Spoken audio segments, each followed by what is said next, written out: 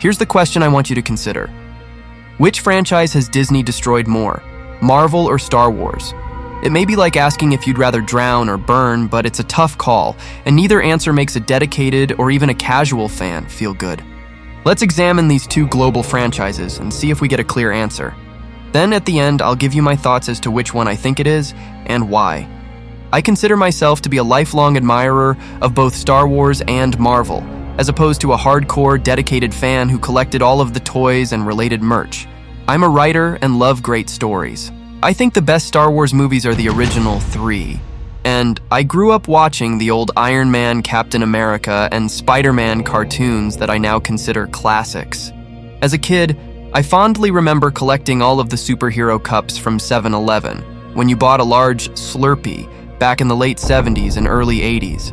But today, watching Disney take a flamethrower to the legacy of these franchises has been nothing short of heartbreaking and head-scratching. When Disney bought Lucasfilm and Marvel, they didn't just acquire intellectual property, they acquired a massive, loyal, and passionate fan base. Fans who grew up playing with toy lightsabers, dreaming that they were a Jedi, and poring over comic books about gods, mutants, and superheroes.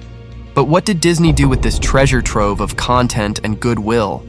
They squandered and destroyed it with a flawed and politically charged creative process infected with hubris and disingenuous intent. With each movie and TV show, it got worse repeatedly, over and over. I'm not talking about the occasional misstep.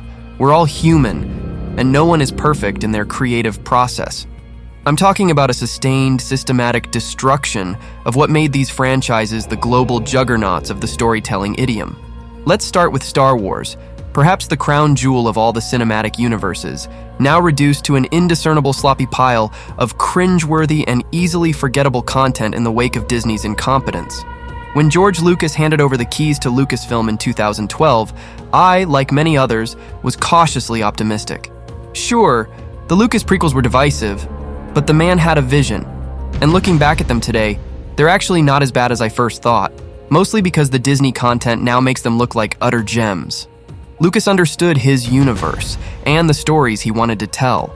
He understood the concept of the hero's journey, the malicious villain audiences love to hate, and what makes a compelling and imaginative story.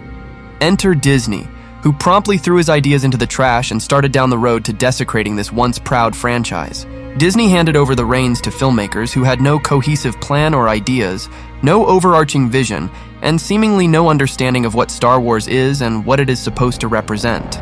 Disney's sequel trilogy is nothing more than a Frankenstein monster of half-baked ideas and missed opportunities. The Force Awakens gave us an underwhelming rehash of A New Hope, full of lazy writing and a convenient cookie-cutter plot. Then came The Last Jedi, which basically took the fire started by The Force Awakens and threw well-deserved gasoline onto it. Luke Skywalker, the very embodiment of the Star Wars franchise, was turned into a bitter recluse who milked green alien sea creatures for protein shakes. It was a character assassination so brutal that authorities should have started a murder investigation. And then we have The Rise of Skywalker, a panicked attempt to course correct, cramming in 1,000 sloppy plot points, resurrecting Palpatine, and leaving us all with whiplash and disappointment. It's not just the movies, though. Disney's handling of Star Wars has been equally disastrous on TV and streaming. For every Mandalorian, there are 2 or 3 shows, like The Book of Boba Fett and Obi-Wan Kenobi, that should have been slam dunks, but instead turned into boring, uninspired messes. And if there's any scene that unequivocally encapsulates Star Wars TV shows, it has to be the iconic chase scene in Obi-Wan Kenobi. You have to mention Ahsoka and the absolute disaster that was The Acolyte. They round out the most recent projects that were nuclear bombs, eviscerating anything that was left of this once proud franchise. The MCU, once the undisputed king of blockbusters, has been reduced to a shadow of its former self. Phases 1, 2, and 3 were a masterclass in long-form storytelling, building to the cultural phenomenon that was Avengers Endgame. Then, Phase 4 happened. What was Phase 4 even about? Did anyone care? Who was steering the ship? It felt like a scattershot collection of mediocre movies and Disney Plus shows with no direction, no stakes, and no memorable characters. Eternals was a bloated, self-important mess. Doctor Strange and the Multiverse of Madness was an underwhelming, messy film that came across as scattered and felt preoccupied with visual spectacle rather than telling a great story. Even Thor, Love and Thunder, featuring the always entertaining Chris Hemsworth, turned into a farcical parody of itself thanks to the efforts of Taika Waititi. And just like the Star Wars shows, the Marvel TV shows were a grab bag of uninspired and poorly written college student attempts at creating something worthwhile for the fans to watch. For every halfway decent WandaVision, there's a She-Hulk, Echo, Ms. Marvel, or Secret Invasion to showcase the puppet show skill set of the creative teams at Disney Marvel. You can't talk about Marvel and Star Wars without discussing how Disney treated its fan base. Criticism is inevitable when dealing with passionate fans, but Disney's response to any backlash has been to double down, dismiss, and berate anyone who dares to voice concern or criticism. They used a form of McCarthyism to destroy the messenger, leaving the message with no value or meaning. Fans who didn't like the Mary Sue style the writers used for Rey Palpatine were simply called misogynist. Fans who didn't appreciate She-Hulk breaking the fourth wall only to mock them were called toxic. Instead of engaging with their audience, Disney delighted in antagonizing them, branding loyal customers as racist, homophobic, and misogynist instead of addressing legitimate issues with the storytelling. And it didn't matter if it was Marvel or Star Wars.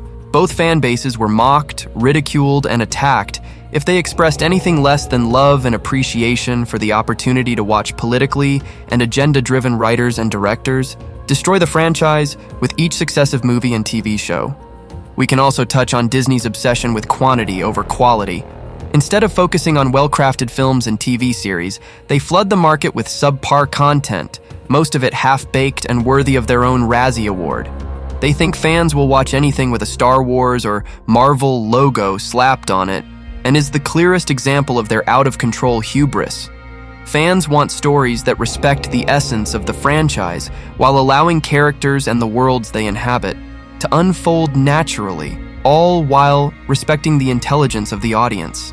Instead, they got rushed scripts, heavy-handed political messaging, and forced modern reimaginings that felt more like preachy Hollywood agendas rather than genuine storytelling, churned out on a conveyor belt of mediocrity. So, which franchise has Disney destroyed more? It's a close call, but I'm giving it to Star Wars. Marvel at least had a longer winning streak before the rot set in. Star Wars was already on shaky ground after the prequels, and Disney's mismanagement turned it into a complete laughingstock.